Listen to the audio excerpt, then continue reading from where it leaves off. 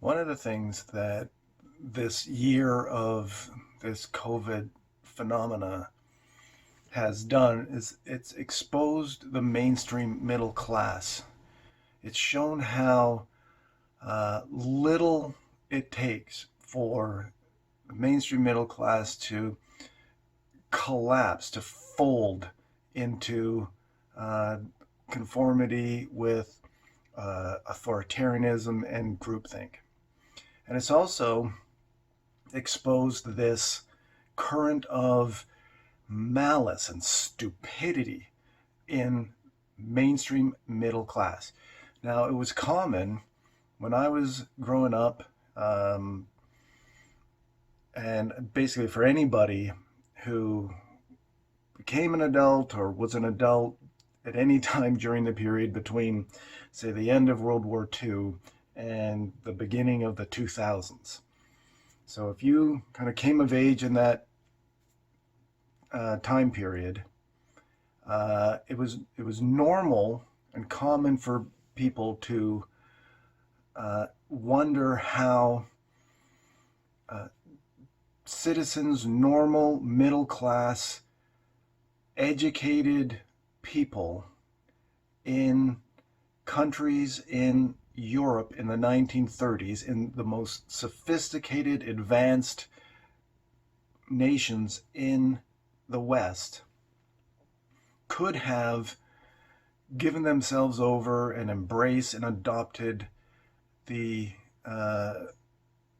views of the National Socialists in Germany or the fascists in Italy. It was always bewildering. How did just normal people, educated, sophisticated people, doctors, lawyers, uh, artists, actors, musicians, uh, bus drivers, shop owners, media, how did people embrace this totalitarian uh, worldview in these countries, in these sophisticated European countries? And we're seeing exactly how that happens in real time in our own countries right now. And before anybody does the Godwin's Law thing, and it's like, the thing about the first person who says any reference to the Nazis or Hitler, they've lost an argument. That's all. I hate that. That's all nonsense.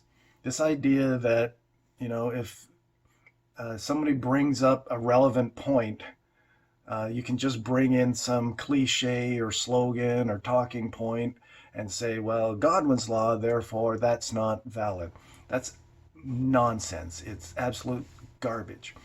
If there are characteristics that were you could identify in those countries at that time that you're seeing at this time period, then to say you can't point them out because of Godwin's Law is irrational. It's just stupid.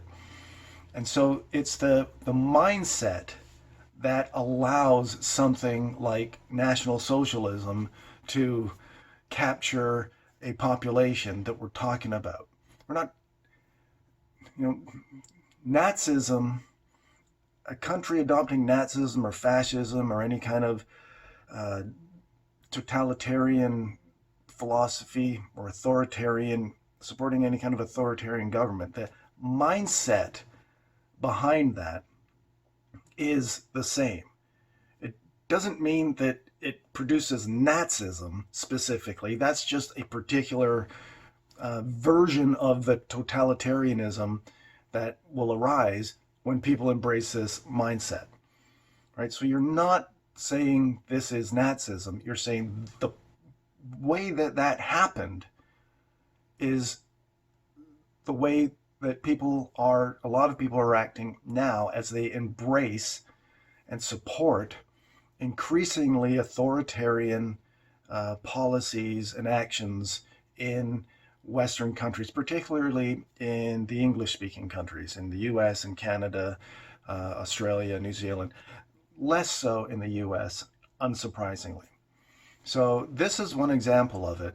And I think anybody who is on social media, is on Twitter, sees comments on Facebook, and anybody who's having conversations with people in person, they've seen this, right? This is not an isolated example of this. This is common. You see it all of the time. So this particular example I'm showing you is from Australia, where, a couple of months ago in Canada, all you were hearing in the media was how Australia had crushed the pandemic and why wasn't Canada doing what Australia did? They've completely solved the problem. We should have been as harsh as they were because look how successful they were. And of course, now uh, New South Wales and Australia is imposing these ridiculous lockdowns because a few people have uh, supposedly tested positive for the SARS-CoV-2 virus using PCR tests. There, I think there's like 50 people in hospital in New South Wales or in Sydney. Sydney's got a population of 5 million people, and apparently 52 people are in hospital with COVID, allegedly. It is their winter there, of course, and this is them now in the midst of their uh, uh, seasonal respiratory infection season, right? Colds and flu. So it's not surprising that this was happening. In fact, when all the media in Canada were um, cheering the authoritarian lockdowns they were going on for months in Victoria, in Australia, I was saying, wait until winter. Winter's coming. This is all going to come right back. The idea that they've crushed the pandemic is nonsense because they were in their summer. Um, so anyway, so New South Wales is locking everything down again, mask mandates, cops going around arresting people for not having their purely symbolic face coverings on, paper little face coverings. And this is despite the fact that there have been 0 deaths in all of Australia from COVID-19 since December, I think. But still nobody has died of it since then. But all these lockdowns because of variants, blah, blah, blah, and all this stuff. So they're imposing all these lockdowns on New South Wales, on Sydney, and it was going to be, again, the same old story. It was going to be for, 5 days or something, and then it got extended to 2 weeks, and now they're extending it again. So the same old pattern you see all the time.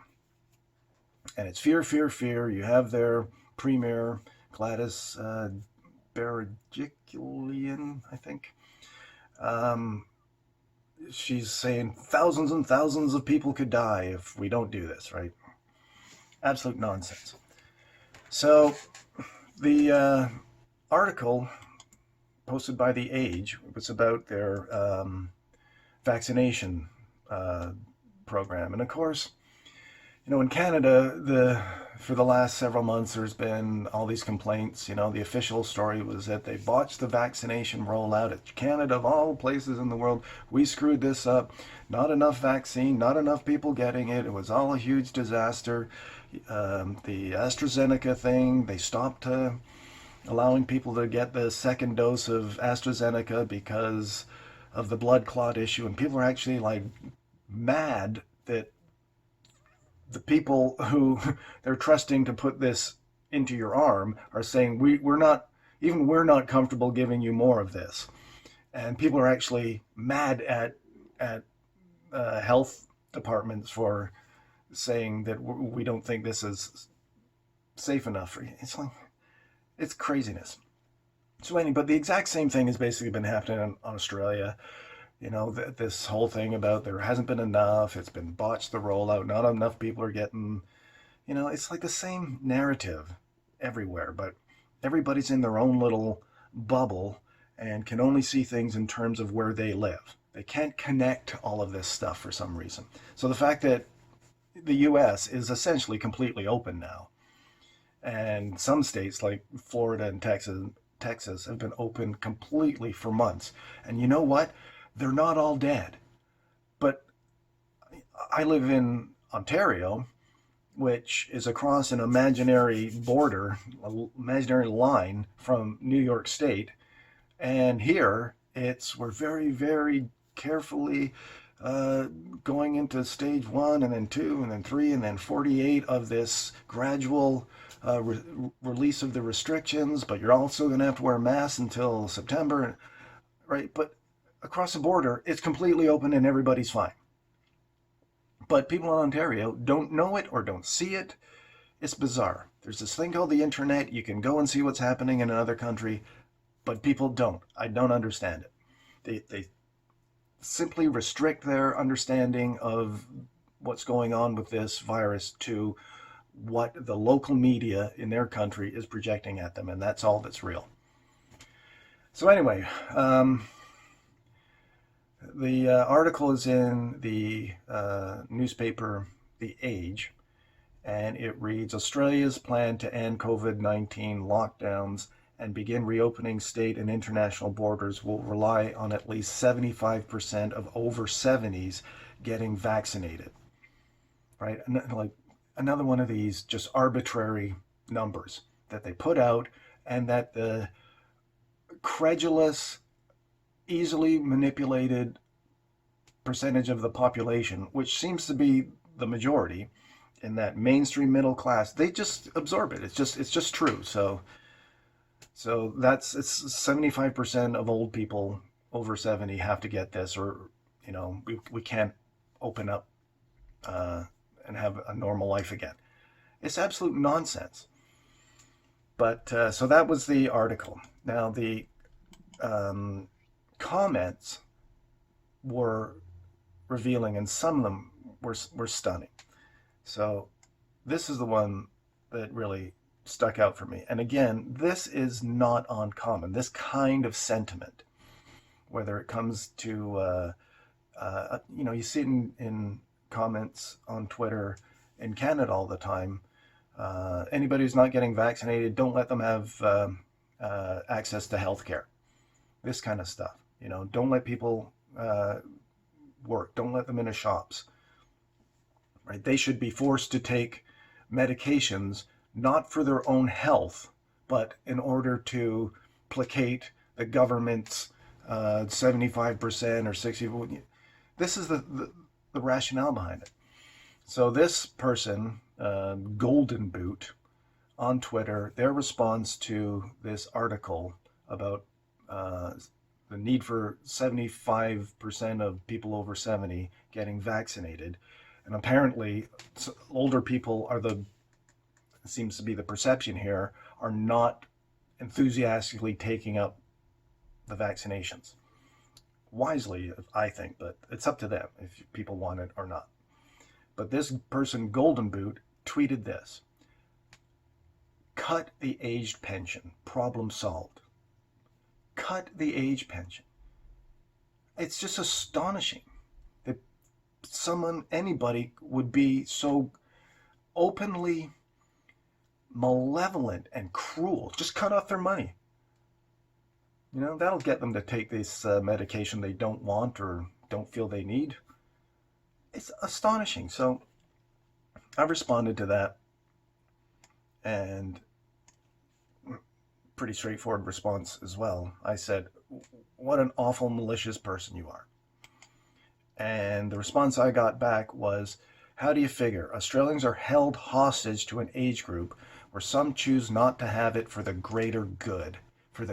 Some choose not to take medications for other people, not for themselves. This premise that you're supposed to take drugs, not for your own health, but to appease other people, it's a brand new premise, and nobody thought this until a few months ago. But now it's accepted as if this is some kind of universal truth, that everybody knows this, and there's absolutely no reason to question it. It's like you're supposed to do whatever the government tells you to do for the greater good. It's crazy, right? So the person goes on, people can't see families, friends, or holidays, go on holiday. Our tourism industry decimated. So, as a taxpayer who funds this benefit, I protest. Cut it off, every benefit. The cruelty in this is mind-boggling. And this person is convinced he or she is a good person, is demonstrating how enlightened he or she is. It's just, it's sickening. But this is what is being exposed with this hysteria, this kind of attitude. Hurt old people because the government is doing something to me that I don't like. I don't like these lockdowns, so that the people to blame for it isn't the people with power who are doing this to me. It's old, elderly, frail, vulnerable people who are not submitting to being injected with medications. So take their benefits away from them, take their means for survival away from them, and see how they like it. This is the attitude. Again, we used to wonder, how did people who were raised in sophisticated, reasonable, rational societies in the 30s, how did they embrace such malevolent policies and political parties? How did they do it? This is how they did it. It's no mystery. There was nothing special or unusual about middle class Germans or middle class Italians and middle class Austrians. Nothing special about it. They're just like contemporary Australians and contemporary Canadians. You apply a certain amount of pressure to them and they'll fold like that, and they'll do this for the greater good. We need to hurt those people. It's terrifying, actually. So I responded to that. Your blindness to your ignorance, selfishness, and malice is grotesque. And this was what this other person is saying. How do you figure? Right? How do you figure that I'm being malicious and terrible? All I'm doing is advocating that old, frail, vulnerable people have their paltry means of survival removed from them because I don't like what politicians are doing to me. Right? That's the attitude. It's fascinating that the attitude isn't, I'm a taxpayer, I'm paying for the salaries that is funding these politicians and all of these policies that they're imposing on everybody. So I demand that my tax dollars and their benefits get removed from them. That's not the attitude. I don't get this thing where people are willing to blame everybody for what's happening other than the people who are doing it to them, other than people with power. To the extent that they're actually going to the other extreme and blaming the least powerful, the most vulnerable people in society. They want to see those people punished, hurt, rather than the people with power and privilege and wealth and security, rather than those people, the people who are doing it to them. It's mind-boggling.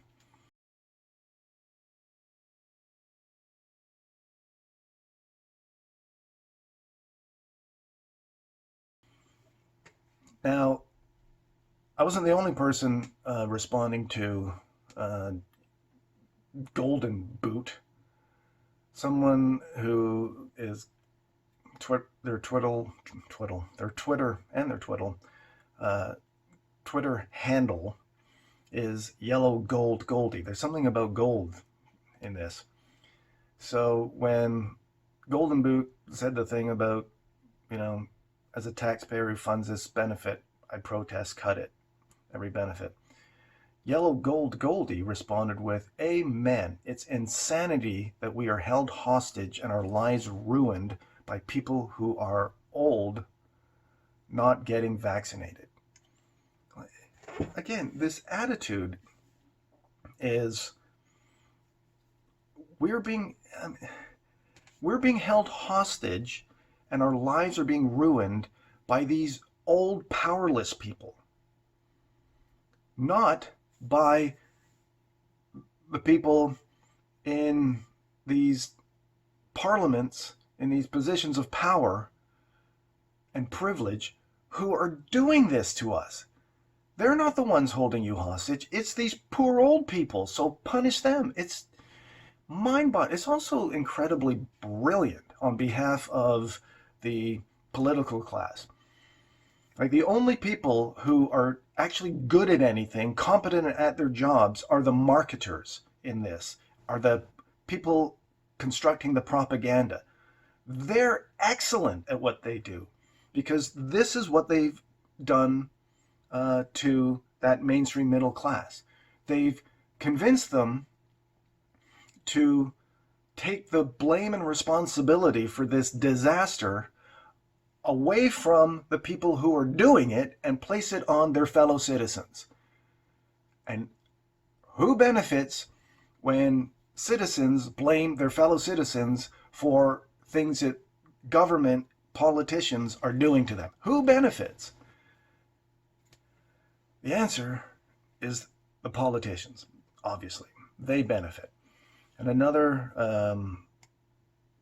comment to me from this Yellow Gold Goldie genius was this one. It said, they already do no jab, no play. So if you're not familiar with the situation in Australia, they've done this policy of if you don't take vaccinations demanded by the government, you don't get government benefits, you cannot get your job, you cannot have access to, this is well before COVID. This was just, I think, like flu vaccines and this kind of stuff. So this kind of authoritarianism, medical authoritarianism, isn't brand new in Australia. So she says they already do no jab, no play. If a 1 in 15 chance of death catching COVID over 70 isn't enough, then hopefully a cut of pay will be.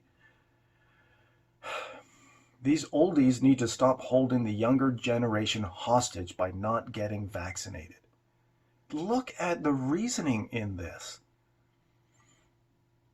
Right? And it's interesting. At first, my response to both of these people was going to be, you want to punish old, frail, weak, vulnerable people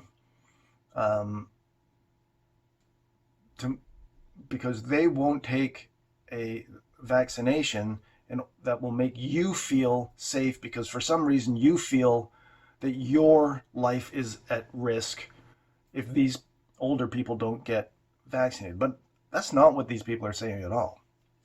They're not worried about themselves getting sick from COVID-19. They're complaining about the lockdowns. They're complaining about the restrictions to their lives, and they're blaming these older people and saying you need to take medications that the government is telling everybody to take, not because you feel you need it for your own health either, but so I won't be subjected to these restrictions that the government is imposing on me. Again, they're blaming old people who are exercising autonomy, personal autonomy about what goes in their bodies and the risks they're willing to take with their own health and 1 in 15 chance of death or whatever, right? These horrible younger people think that those older people don't have the right to make those decisions for themselves because it's impacting on them in a negative way because the government is doing this to them. It's just astonishing. It's like you want to be able to get there's this like little switch in perception. You've gone off this way, and it's caused you to view this in a completely diluted fashion, and it's generated this pure malice and totalitarian attitude towards old people, grannies and grandpas. Right? This was also, remember, like last year was all about, we have to save all the grannies and grandpas. Now the grannies and grandpas are the enemy. They're the people who need to be hurt in order for the rest of us to have good lives again. It's madness, and it's sickening, and these people should be ashamed of themselves.